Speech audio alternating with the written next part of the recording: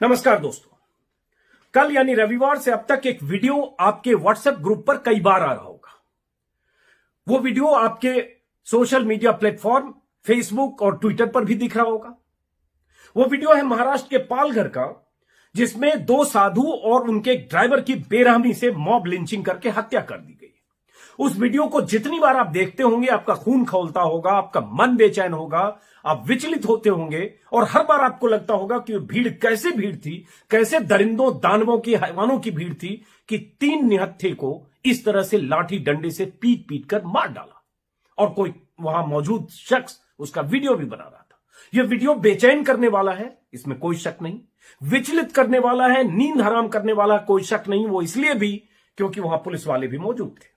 Police वालों की मौजूदगी में भीड़ का यूं हिंसक होकर मॉब लिंचिंग करके 3 लोगों को मार देना, जिसमें 2 साधु हैं, जघन्य है और इसके लिए पुलिस वाले भी जिम्मेदार हैं। क्योंकि उस वीडियो में यह भी दिखता है कि वो साधु बार बार पुलिस वाले की तरफ दौड़ता है, एक पुलिस वाले की वर्दी पकड़ के बचाने की गुहार करता हुआ सा दिखता है, जिसके चेहरे लहूलुहान है। जख्मी साधु, वो बेचारा निहत्था पुलिस वाले की तरफ भागता है और पुलिस वाला उससे पिन छुड़ाकर किनारे हटता है। 2 बार वो पुलिस वाले की बांह पकड़ के या पुलिस वाले के नजदीक जाकर बचने की कोशिश करता है, दोनों बार पुलिस वाला वो शख्स किनारे हटता है। ये यानी पुलिस की मौजूदगी में उस साधु की या उसके 2 साथियों की हत्या बेरहमी से भीड़ ने की। अब सवाल उठता है कि वो नाकारे पुलिस वाले, वो लाचार, डरपोक और किन शब्दों का इस्तेमाल कर उन पुलिस वालों का जिनकी मौजूदगी में भीड़ ने साधुओं को उसके ड्राइवर के साथ मार डाला।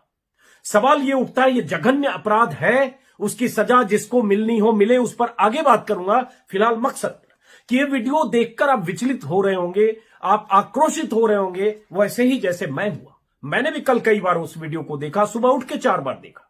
लेकिन इस वीडियो को सर्कुलेट करने वाले लोग, आप तक पहुंचाने वाले लोग अलग अलग सूचनाओं को अलग अलग ढंग से भी आप तक पहुंचा रहे होंगे, जिसमें एक ये कि संदिग्ध मानसिकता के साथ यह बताने की कोशिश भी हो रही होगी कि यह भीड़, मारने वाली भीड़ किसी धर्म विशेष के थे, मरने वाला साधु हिंदू था, इसमें कहने की कोई बात नहीं है। और इस मकसद से इस वीडियो को कल ट्रेंड कराया गया, आधी हकीकत आधा फसाना बनाकर वीडियो को वायरल किया गया। देश भर में इस तरह से सोशल मीडिया पर ऐसा माहौल बनाया गया कि हिंदू साधुओं की हत्या जिस भीड़ ने की, इशारों में कहीं बताकर, कहीं प्रत्यक्ष, कहीं परोक्ष, ऐसे माहौल बनाया गया कि वो भीड़ एक धर्म विशेष की भीड़ थी, जबकि सच ये नहीं है। सच ये है कि पालघर का वो इलाका आदिवासियों का इलाका है और महाराष्ट्र के गृह राज्य मंत्री ने कल लिखा भी रात में कि मरने वाले और मारने वाले एक ही धर्म के थे। उन्होंने यह भी लिखा कि जो लोग इस वीडियो के जरिए सांप्रदायिक दरार पैदा करने की कोशिश कर रहे हैं, महाराष्ट्र पुलिस की नजर उन पर भी है। तो मैं आपको सचेत करना चाहता हूं, पहले आगे जानकारी मैं तफसील से दूंगा इस वीडियो में क्या है पूरा मामला। सिर्फ सचेत करना चाहता हूं यहां कि यह सांप्रदायिक एंगल इसमें नहीं है, इसमें आप हिंदू मुसलमान न देखें। हां, ये मॉब लिंचिंग है, दरिंदगी है, ये पुलिस का नाकारापन है, पुलिस की कायरता है, सबके खिलाफ कार्रवाई हो, लेकिन सांप्रदायिक रंग नहीं है। जिस रंग से रंग कर आपके पास सूचनाएं अगर पहुंचाई जाती है आपके वीडियो फॉर्मेट में, आपके पास वीडियो के टेक्स्ट लगाकर व्हाट्सएप पर, तो सतर्क होने की जरूरत है, क्योंकि आपके भीतर के नफरत को वो पैदा करना चाहते हैं। आपके भीतर एक धर्म विशेष के प्रति जहर बोना चाहते हैं। इस वीडियो के जरिए जो लोग भी चाहते हैं वो देश का नुकसान कर रहे हैं, उस सांप्रदायिक सद्भाव का नुकसान कर रहे हैं। दरअसल वो सांप्रदायिक लोग हैं जो इस वीडियो के साथ सांप्रदायिक रंग देकर इसे सर्कुलेट कर रहे हैं। अभी तक जांच में यह कहीं नहीं आया है कि यह कोई सांप्रदायिक मसला था। जांच में जब ऐसा आएगा तो फिर मैं उस पर भी बात करूंगा। फिलहाल ये कि आदिवासियों का गांव है। अब जब हम तथ्य पर लौटते हैं कि घटना के बारे में जो मुझे जानकारी मिली, मैंने भी कल रात से, मैं जल्दबाजी में कोई वीडियो नहीं करना चाहता था, मैंने भी कुछ लोगों से रात में और सुबह मुंबई के पत्रकारों से बात की है। ये गुरुवार की घटना है। मुंबई के 2 साधु जो जूना अखाड़े से जुड़े थे, एक मारुति इको गाड़ी से सूरत की तरफ जा रहे थे और सूरत में इनके किसी जानने वाले की डेथ हुई थी, निधन हुआ था और अंतिम संस्कार में हिस्सा लेने जा रहे थे। और मुंबई से सूरत का रास्ता के सफर के दौरान ये गुजरात बॉर्डर पर जब गए तो वहां चूंकि लॉकडाउन है, उन्हें वहां से वापस कर दिया गया कि इधर से आप नहीं जा सकते हैं। ये वापस लौटे और फिर ये इन्होंने अंदर की तरफ से कोई सड़क पकड़ी जो पालघर की तरफ से है, थोड़ा जंगली इलाका भी है, आदिवासी बहुल इलाका है। इन्होंने सोचा कि दूसरे रास्ते से चले जाते हैं जहां पुलिस की रोकथाम ना हो और लॉकडाउन की वजह से पहुंचने में हमें परेशानी ना हो, जो मेरी जानकारी अभी प्राथमिक किसी 2-3 रिपोर्टर से मिल रही है। और जाते समय उसके बाद इनको पालघर के पास, जो मुंबई से करीब 3 घंटे की दूरी पर है, पालघर के पास इनको रोका गया। जो वन विभाग का पोस्ट है वहां इनको रोका गया और वन विभाग का जो कर्मचारी है वो इनसे पूछताछ करने लगा। और उस बीच वहां गांव के बहुत सारे लोग भीड़ की शक्ल में आसपास थे। उसके बारे में जो जानकारी आ रही है कि उस गांव में पहले भी 1-2 ऐसी घटनाएं हुई, अफवाह की, किसी की किडनैपिंग की, यहां तक कि ऐसी भी कि लोग किडनैप करके ले जाते हैं, किडनी निकाल लेते हैं। और चूंकि आदिवासियों का, बहुत अनपढ़ टाइप के लोगों का, कम पढ़े लिखे लोगों का, आदिवासियों का इलाका है, इसलिए ऐसे इलाकों में अफवाहों का असर होता है। हमने जमशेदपुर से लेकर अलग अलग जगह देखा। हालांकि इसके बारे में जैसे जानकारी मिलेगी और तफसील से बताऊंगा। फिलहाल इतनी जानकारी है कि वहां अफवाह थी और गांव वाले कई बार रात में पहरेदारी कर रहे थे। उन्हें लगता था कि इधर से सड़क से गाड़ियां रात में लॉकडाउन के दौरान ऐसे लोगों की, संदिग्ध लोगों की गुजरती है। जब जो फॉरेस्ट विभाग का कर्मचारी था इनसे पूछताछ कर रहा था, उसी बीच भीड़ वहां आ गई और भीड़ ने इन पर हमला बोल दिया। जब भीड़ ने हमला बोल दिया तो उस कर्मचारी ने पुलिस को इन्फॉर्म किया।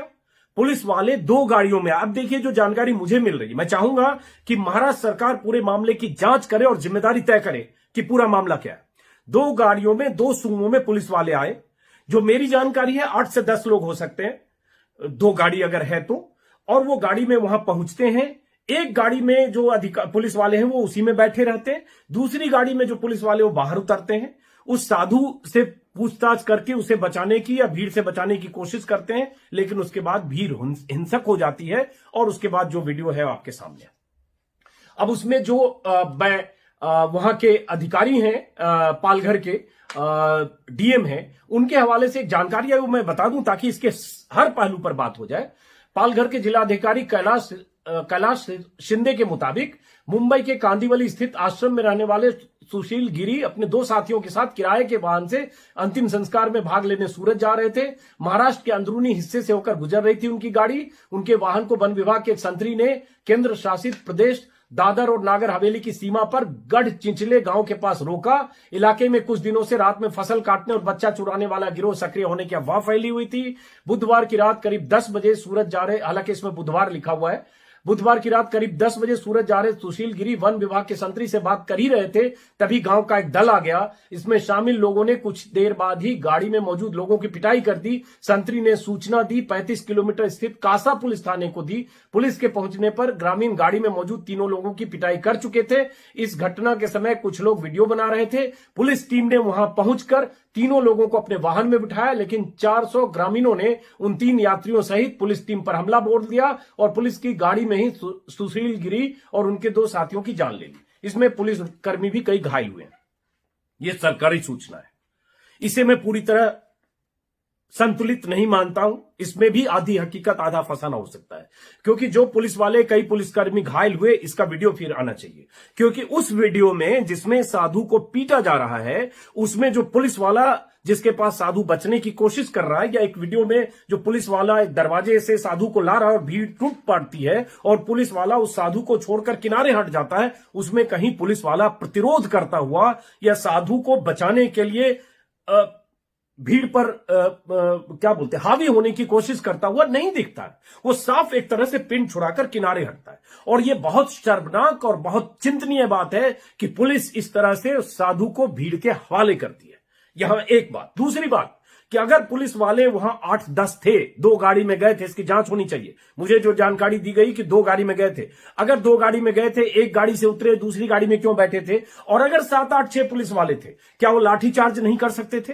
क्या वो बेहिसाब बल प्रयोग जो भी 7-8 लोगों का है नहीं कर सकते थे? और वो करते दिखते उसके बाद भी अगर साधु को नहीं बचाया जा सकता था, या भीड़ 300-400 लोगों की वाकई थी, तब बात होती। भीड़ 300-400 लोगों की नहीं दिख रही है। एक बार जिसमें साधु को पीटा जा रहा है उसमें 10-12 लोग दिख रहे हैं।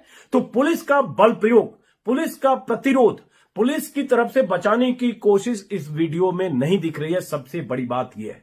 तो यहां पुलिस को कायर कहूं, नपुंसक कहूं, लाचार कहूं, डरपोक कहूं, कुछ भी कहूं, लेकिन पुलिस भी गुनहगार है, क्योंकि पुलिस ने अपने इकबाल का, अपनी शक्ति का परिचय नहीं दिया उन 3 निहत्थे लोगों को उस मॉब लिंचिंग की मानसिकता वाली हत्यारी भीड़ से बचाने की।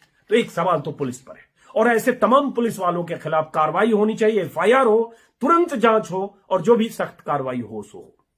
अब बात उससे आगे की, जो इस मामले को जिस तरह से कहा गया, कि जिस तरह से फैलाया गया, और कल ट्विटर पर लगातार ट्रेंड कराया गया, सोशल मीडिया पर हम लोगों को ट्रोल किया गया कि पाल घर पर बोलो, पाल घर पे बोलो, सारे सेकुलर चुप हैं, सारे लिबरल चुप हैं, गालियां दी गई, तमाम तरह की गालियां दी गई कि आप अखलाक पे बोलते हो, पहलू खान पे बोलते हो, इस पे बोलते हो, उस पे बोलते हो, अकबर पे बोलते हो, इस पे क्यों नहीं बोल रहे, इस पे बोल, ये सारे नाम बताकर हमें यह कहा जा रहा था कि अकबर खान, पहलू खान, अखलाक, इन सब पर, जुनैद, इन सब पर आप बोलते हो तो इस पे बोलो।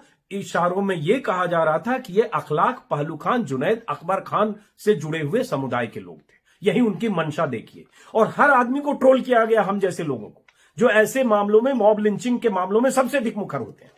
इस ट्रोल करने वाली आर्मी का, जिसमें बहुत सारे नेता भी शामिल होंगे, हिंदुत्ववादी कट्टर ब्रिगेड की पूरी ट्रोल आर्मी शामिल होगी, उन सब का मकसद सिर्फ ये था, हालांकि रात होते होते उनके मकसद में पंक्चर लगा, जब बार बार हम लोगों ने या भारत सरकार ने और बहुत सारे लोगों ने लिखा कि यह सांप्रदायिक एंगल नहीं है, तब थोड़े उनकी जो मंसूबे को विराम लगा, और तब थोड़ा दाएं बाएं भी कुछ लोग हुए, लेकिन मकसद तो यह था कि माहौल ऐसा बना दें कि हिंदुत्व के जो 2 लोग थे, माफ करें, हिंदू साधु 2 लोग थे, उनको एक धर्म विशेष के लोगों ने मार दिया।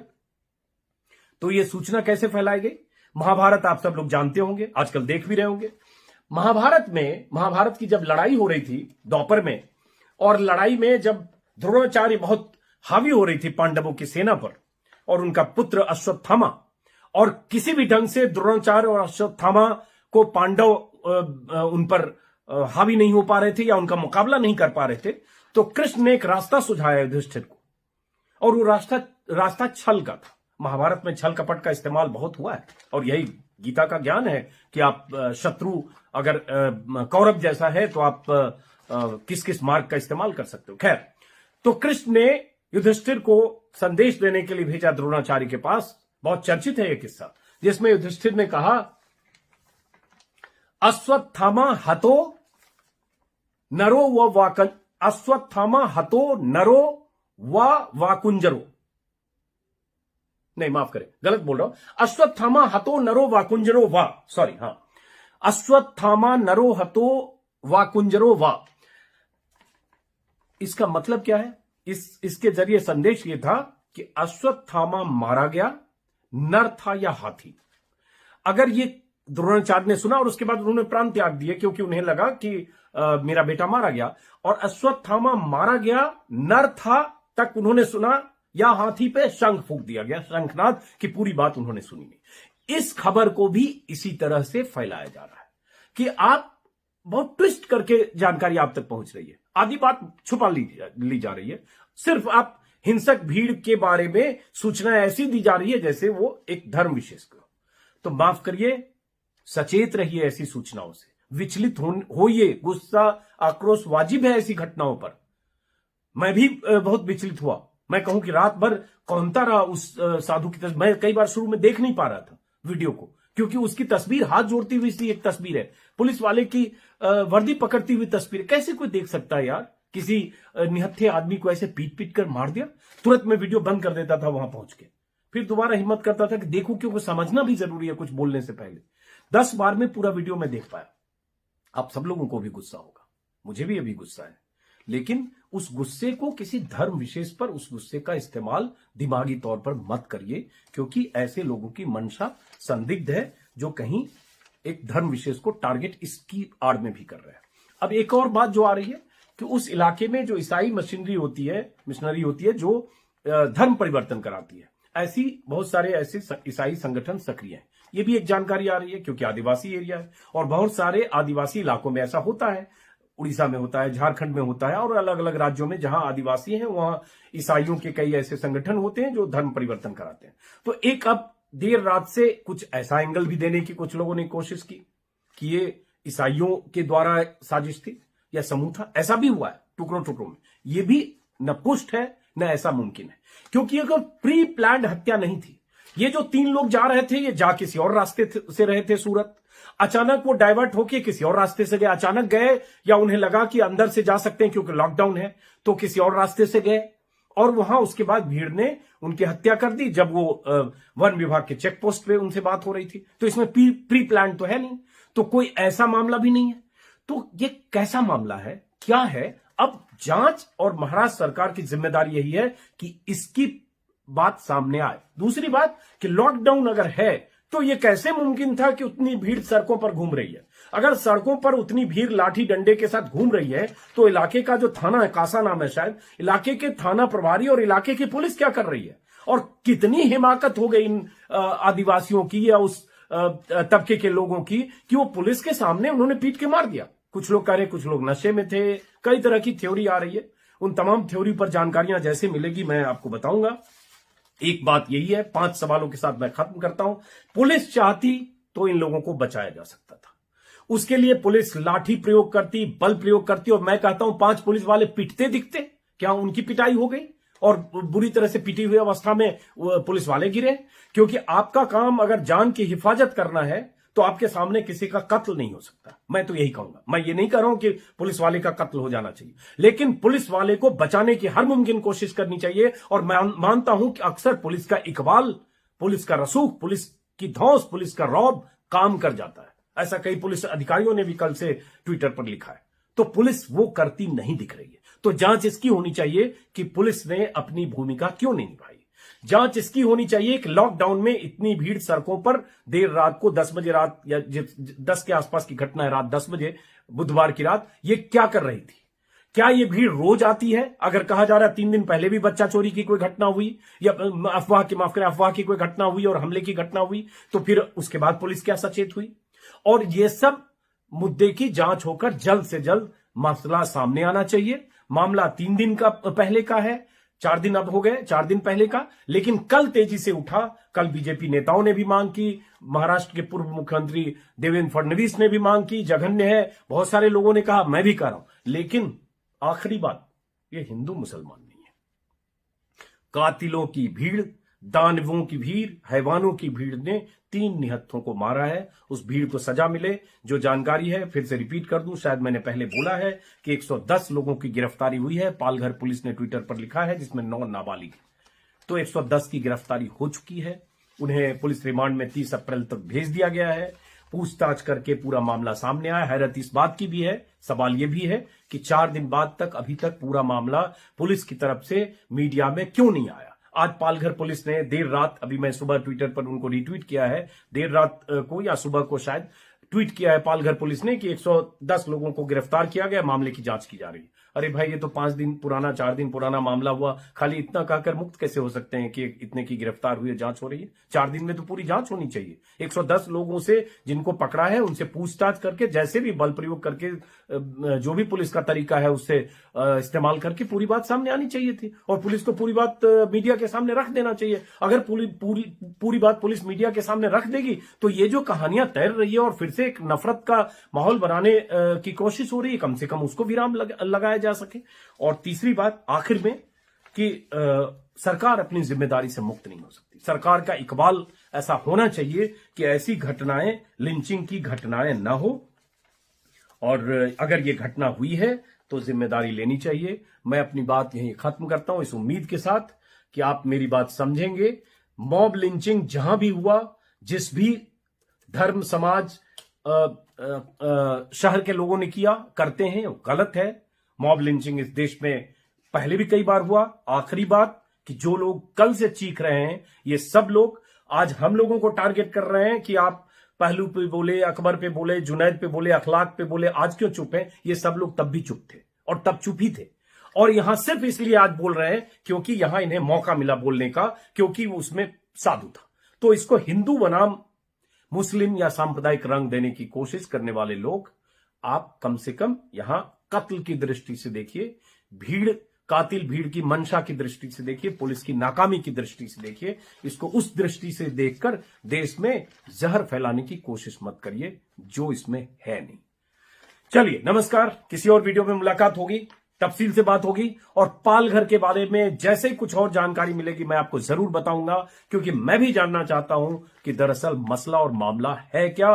कुछ रिपोर्टर्स अलग अलग संस्थानों के, मीडिया हाउसेस के वहां गए हैं, मैं उनसे भी बात करूंगा और जो भी जानकारी मिलेगी आपसे शेयर करूंगा और आप इसके लिए देखते रहिए।